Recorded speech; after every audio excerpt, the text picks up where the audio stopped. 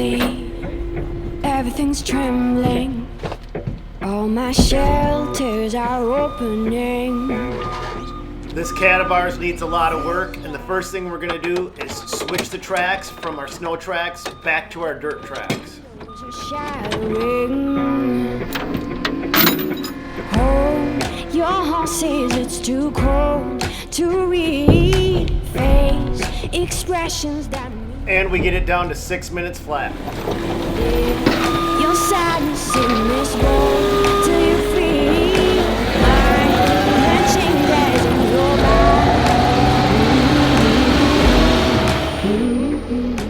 mind. But we certainly didn't get it tightened up right away. In fact, this was the first bad idea we had. They tried to loosen up the tracks using a tow rope and a chain. And if that thing snaps, somebody's gonna get hurt. I don't know, Frankie. If that rope snaps, it's going to hurt somebody. We've got to get the tension off the tracks, so we're going to lift up in the middle of the track to loosen everything up. Hey, now that's for the grease to come out. If the grease is still coming out, then it's going in, So as he lifts up, in theory, it should squeeze that together.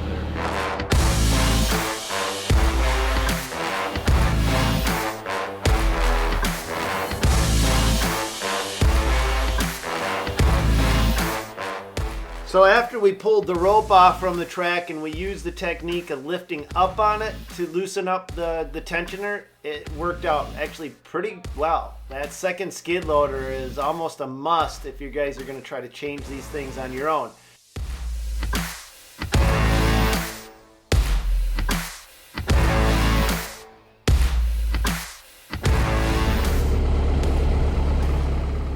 So at this point, I'm in the skid loader, and what I'm being very careful of is where the tines to those forks are going into the track. I don't want to puncture the track, but I also don't want to hit one of the hoses that's on the skid loader. I want to get it just right.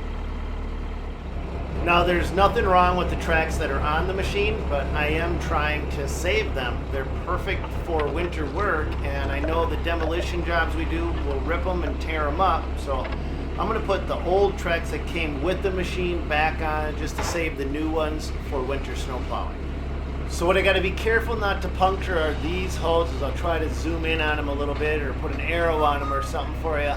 If I hit those with my forks, I got a lot bigger problems than just changing out tracks. So as I'm grabbing the old tracks to go back on, I know that both of the guys, Frankie and Alex, are going to probably want to jump in there and pitch in right away to try to get these in place. And I don't blame them because I'd want to do the same thing, but I'd prefer if they stayed away and just let me work it. All they got to do is get one of their nose pickers in the wrong spot, and if these tracks jump, it can mean a smashed finger, and that's not fun under any circumstance.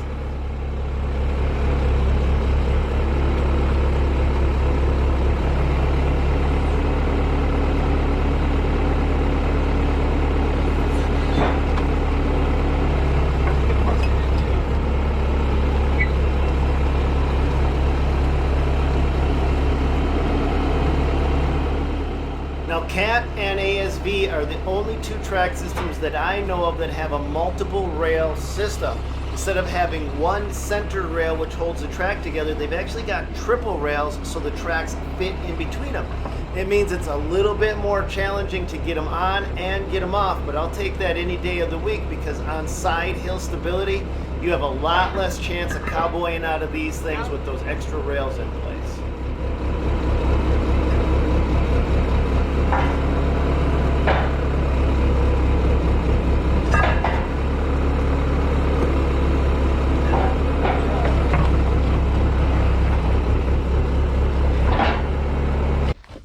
wipe some of that grease. Yeah. Here's one of the rags. That's about as fast as we've ever done it. I'd say so. So you can see the front going out. Hey Alex, do you remember where it was supposed to be at when you know you were tight? A couple inches of slack. Right there. A couple inches of slack. Did they actually tell you that, or? At Cat, yeah, when I went there and picked it up, because they explained to me how to do it when I went there and got it. What did they say anything different than what we're doing? No, that's exactly how they told us to do it. Use a bobcat? Yeah, yep. Well, not, yeah, I don't know about that part, but yeah. You use a machine. Hey, when you want to change the tracks on a Caterpillar, just use a bobcat with So giving the machine a look over, the paint really isn't that bad. It's not that scratched up, but the stickers are. The stickers are showing a lot more wear and tear in the machine than the paint is, so we're going to peel them off, but I don't really know a good way to do it other than this.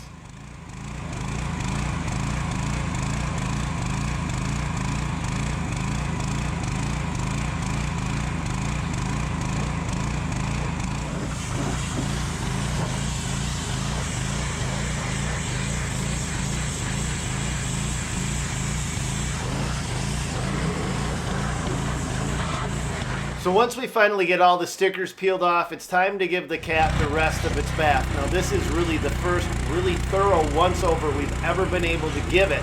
But you guys tell me, what do you think? Does it look better with stickers or without?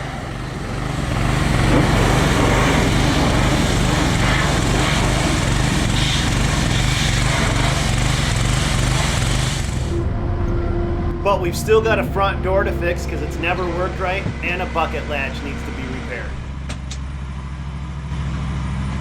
All right. So now we should probably call Cat and find out what we got to do to be able to take that door off and keep the sensor.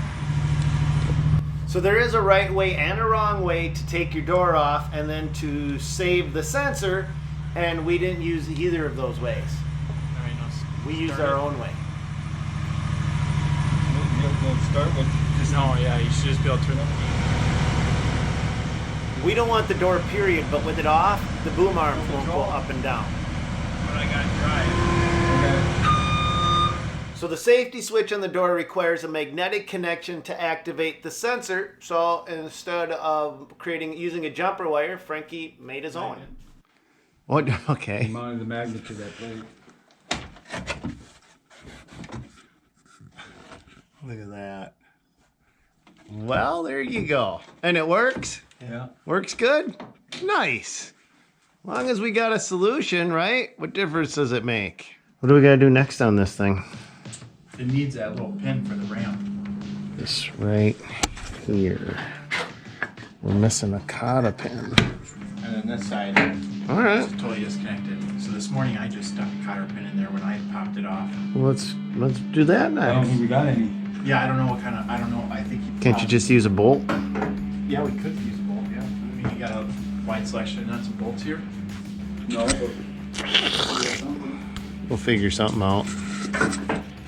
oh, they got shims and use though.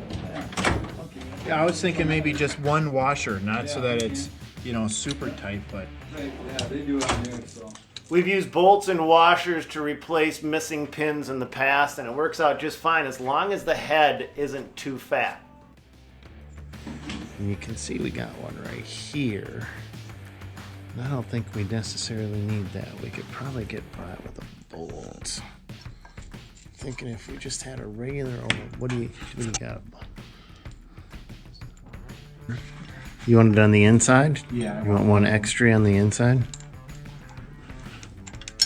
All right, so slide that up there.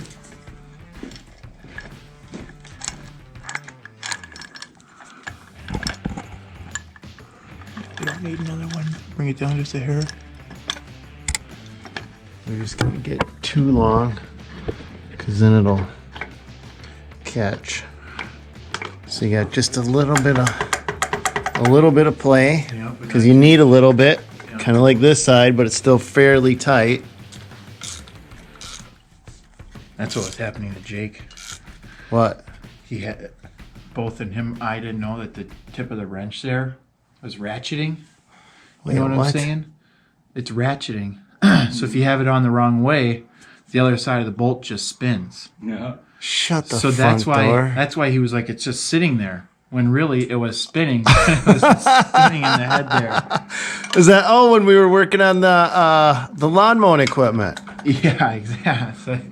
That's why it was just sitting up there, Oh. and that's why we weren't getting anywhere. That was the problem. Yeah. That's crazy. And you can't tell.